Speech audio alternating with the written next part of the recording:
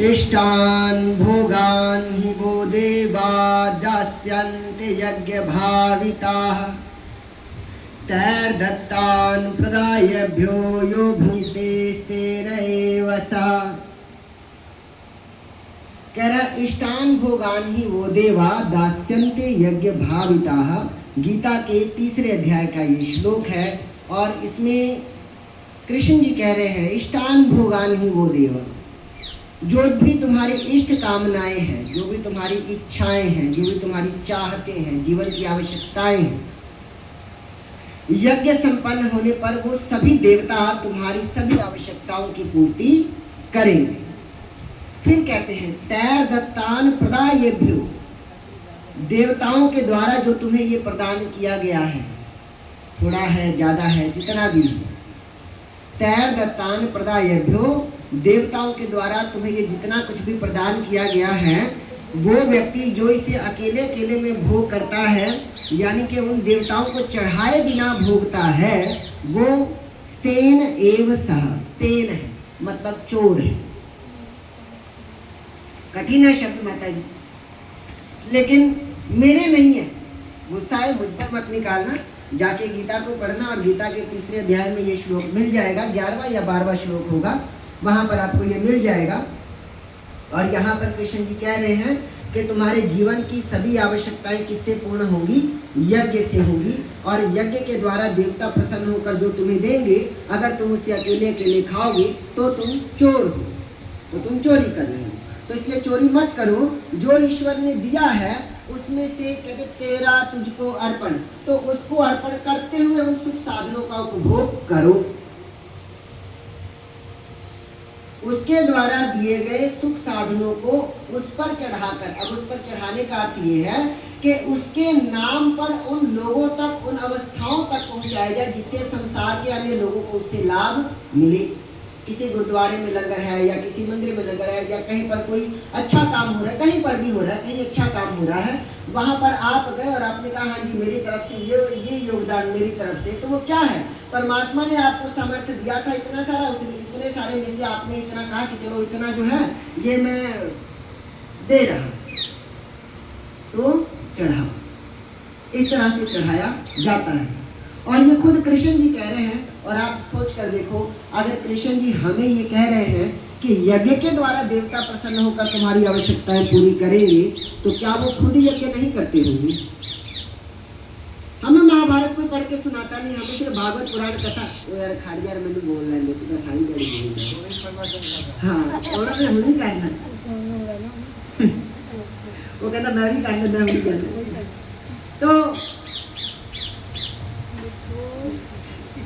तो कृष्ण जी ने अपनी सारी जिंदगी, अगर आप महाभारत की किताब पढ़ेंगे या महाभारत का सीरियल भी देखेंगे तो आपको समझ में आएगा कि कृष्ण जी प्रतिदिन प्रातः काल उठकर यज्ञ करते थे।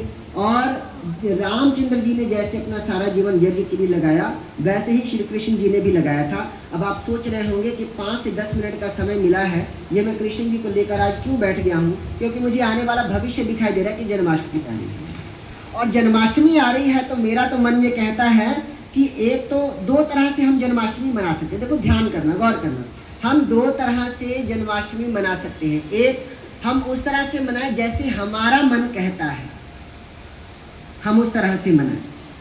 और दूसरा, हम जन्माष्टमी उस तरह से मनाएं जो कृष्ण जी की आज्ञाएं थी उनका पालन करें। हमारा मन कहता है कि हम कृष्ण जी को पालने में सजाएंगे, झूला सजाएंगे, मंदिर सजाएंगे, दान चढ़ाएंगे, गीत गाएंगे, नाचेंगे, झूमेंगे, हांडी लटकाएंगे, उसको फोड़ेंगे और इस तरह एंजॉयमेंट करते हुए 12 बजे केक काटकर हम बर्थडे मनाएंगे। हमारा मन कहता है, हमारा मन कहता है। और जब कृष्ण जी की आज्ञाएं सुनते हैं तो वो कह रहे हैं कि यज्ञ करो, वो कह रहे हैं कि वेद पढ़ो। और अगर हम अपने मन से पूछें कि अगर इन दोनों के अलावा भी अगर हम कुछ और करना चाहें तो क्या करें, तो मेरा मन तो ये कहता है कम से कम गीता के 7 से 10 श्लोकों का अर्थ उस दिन जनता को बताया जाना चाहिए। हम तो हर साल करते हैं, माता जी बैठी हैं, ये घर नहीं है सिर्फ, ये तो वो केंद्र बन गया है, ये वो देवताओं का स्थान बन गया है, जहाँ प्रत्येक वर्ष हर वर्ष जन्माष्टमी के दिन शायद कृष्ण जी भी आते होंगे कि चलो आज कोई तो हमारी गीता की चर्चा कर रहा है। आज से 5,500 वर्ष पहले युद्ध के मैदान में मैंने जो संदेश दिया था, आज दोबारा कोई तो किसी को लगता है कि हाँ वो संदेश फिर से जनता में प्रसारित होना चाहिए।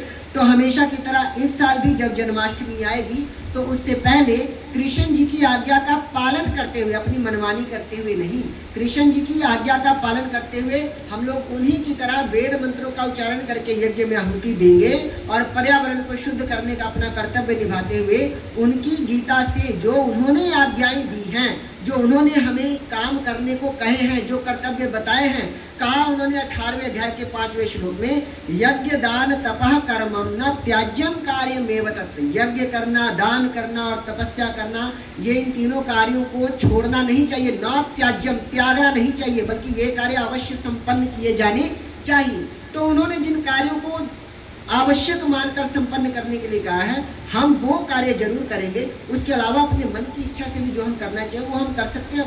भगवान ने कभी हमारे हाथ थोड़ी ना रोके, लेकिन जो आज्ञाएं हैं पहले हम वो तो करें, है ना, आज्ञाएं करें। उसके बाद अपने मन की जो इच्छा हो कि मैं तो भाई आज लड्डू का भोग लगाऊंगी या मैं माखन का भोग लगाऊं, वो भी सही, पर पहले आज्ञा, फिर अपनी इच्छा से जो मन में, फिर वो करें।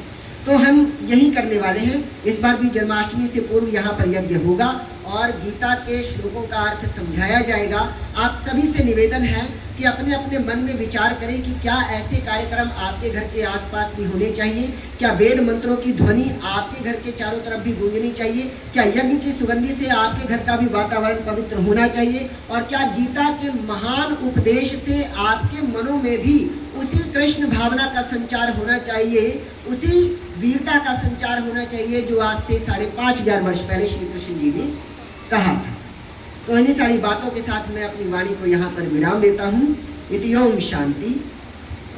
ओम द्यौः शान्तिरन्तरिक्षं शान्ति पृथिवी शान्तिरापः शान्तिरोषधयः शान्ति वनस्पतयः शान्ति विश्वे देवा शान्ति ब्रह्म शान्ति सर्वं शान्ति शान्तिरेव शान्ति सामा शान्तिरेधि। ओम शान्ति शान्ति शान्ति। ओम।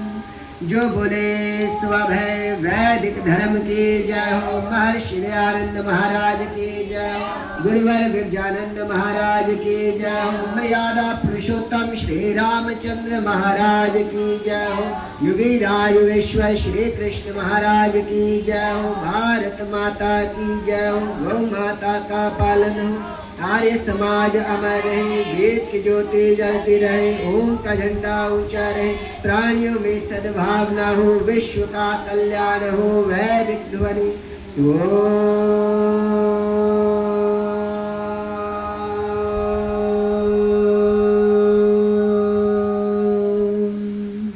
वैदिक अभिवादन। सभी को नमस्ते जी, सभी का धन्यवाद जी।